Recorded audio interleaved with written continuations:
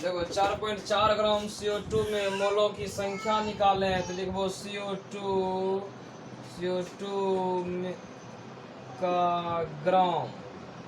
ग्राम में भार बराबर 4.4 ग्राम CO2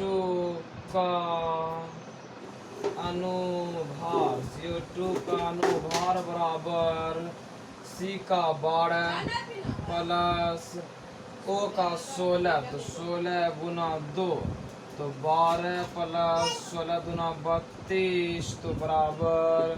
44 AMU। तब लिखो ग्राम अणु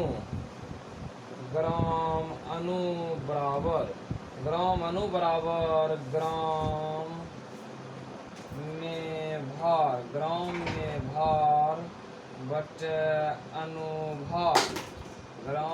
भार बटे अनुभार तो 4.4 बटे 44 दशमलव उड़ेगो तो यहाँ पर 10 44 के 80 तो 1/10 तो बराबर 0.1 मोल।